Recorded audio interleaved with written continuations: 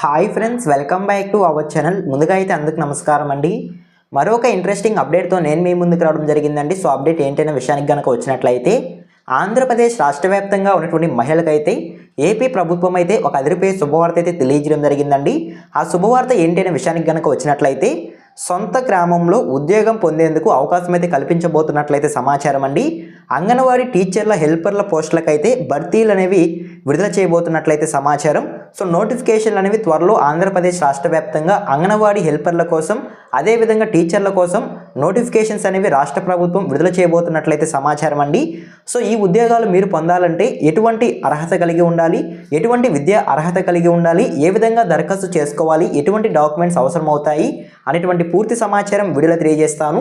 వీడియోని ఎక్కడా స్కిప్ చేయకుండా చూడండి, అప్పుడే మీకు పూర్తి సమాచారం అర్థమవుతుంది.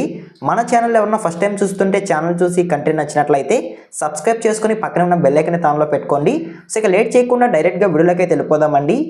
వీడియోలో భాగంగా ముందుగా చూసుకున్నట్లయితే, అంగన్వాడీ ఉద్యోగాలకు సంబంధించిన నోటిఫికేషన్ ఆధారంగా ప్రతి జిల్లాల్లో నోటిఫికేషన్స్ అనేవి విడుదల చేస్తున్నట్లయితే సమాచారం అండి.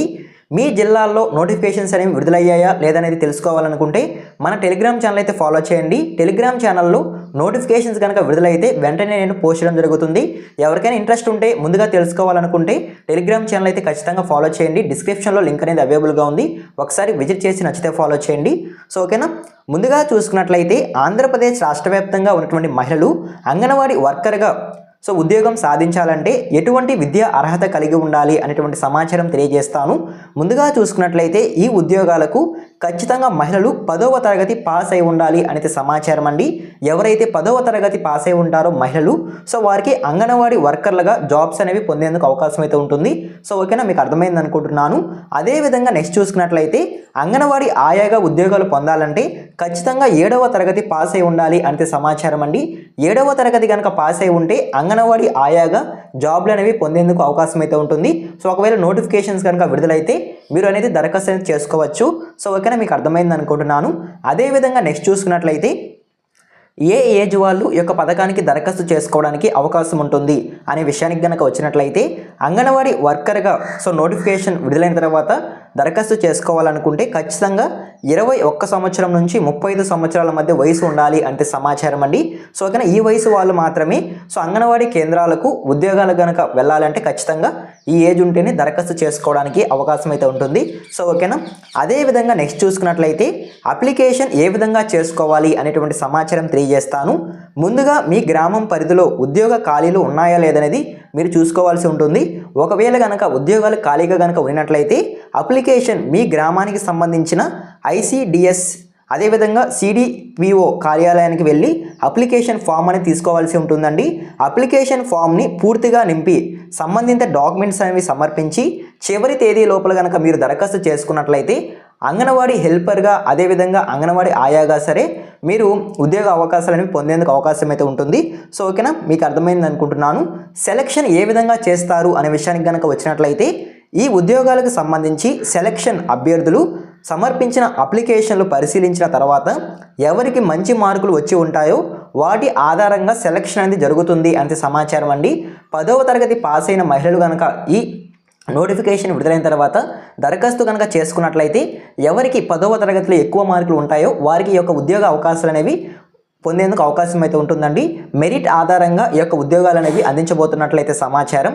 సో ఓకేనా, మీకు అర్థమైంది అనుకుంటున్నాను. అదేవిధంగా నెక్స్ట్ చూసుకున్నట్లయితే, ఒకవేళ కనుక నోటిఫికేషన్ విడుదల చేసిన తర్వాత మీరు దరఖాస్తు చేసుకోవాలనుకుంటే ఎటువంటి డాక్యుమెంట్స్ అవసరం అవుతాయి అనేటువంటి సమాచారం 1 by 1 అనేది నేను మీకు తెలియజేస్తాను. ముందుగా చూసుకున్నట్లయితే, ఆధార్ కార్డ్, అదేవిధంగా రేషన్ కార్డ్, కుల ధృవీకరణ పత్రం, ఆదాయ ధృవీకరణ పత్రం, నివాస ధృవీకరణ పత్రం, పాస్పోర్ట్ సైజ్ ఫోటోలు, అదేవిధంగా స్టడీ సర్టిఫికేట్ 10వ తరగతి లేదా 7వ తరగతికి సంబంధించి స్టడీ సర్టిఫికేట్ అనేది కంపల్సరీగా తీసుకెళ్లాల్సి ఉంటుందంటే సమాచారం. సో మార్కుల లిస్ట్ అనేది ఖచ్చితంగా తీసుకెళ్లాల్సి ఉంటుంది. సో ఓకేనా, ఈ రకమైన డాక్యుమెంట్స్తో మీరు ఈ యొక్క నోటిఫికేషన్ అనేది దరఖాస్తు చేసుకోవడానికి అవకాశం అయితే ఉంటుంది. అర్థమైంది అనుకుంటున్నాను.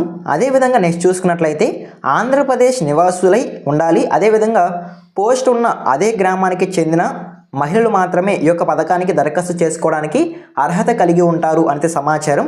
సో ఓకేనా, విద్యా అర్హతలు ఖచ్చితంగా ఉండాలి, నిర్దేశించిన వయసు ప్రమాణికలు కలిగి ఉంటేనే ఈ యొక్క ఉద్యోగాలకు దరఖాస్తులు చేసుకోవడానికి అవకాశం అయితే ఉంటుంది. సో ఓకేనా, జీతం వివరాలు కనుక వచ్చినట్లయితే 7,000 నుంచి 11,000 వరకు ఈ యొక్క ఉద్యోగాలకు జీతం అనేది అందిస్తారు అంతే సమాచారం అండి. సో ఓకేనా, రాత పరీక్ష లేకుండా మెరిట్ ఆధారంగా సెలక్షన్ డాక్యుమెంట్ వెరిఫికేషన్ జరుగుతుంది అంతే సమాచారం. ఓకేనా, సో ఈ విధంగా మీరు మీ యొక్క నోటిఫికేషన్ విడుదలైన తర్వాత ఈ జాబ్స్ కనుక మీకు కావాలనుకుంటే ఈ విధంగా మీరు దరఖాస్తుని చేసుకోవాల్సి ఉంటుంది. సో దరఖాస్తు చేసుకునే టైంలో మీరు ఎటువంటి ఫీజు అనేది చెల్లించాల్సిన అవసరం అయితే లేదండి. ఫ్రీగా ఈ యొక్క నోటిఫికేషన్ విడుదలైన తర్వాత ఈ ఉద్యోగాలకు దరఖాస్తు అనేది చేసుకోవచ్చు. సో ఓకేనా, మీకు అర్థమైంది అనుకుంటున్నాను.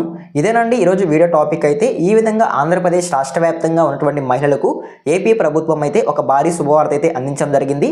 రాబోయే రోజుల్లో ఒకవేళ కనుక నోటిఫికేషన్ విడుదలైనట్లయితే నేను వెంటనే టెలిగ్రామ్ ఛానల్ అయితే పోస్ట్ చేయడం జరుగుతుంది.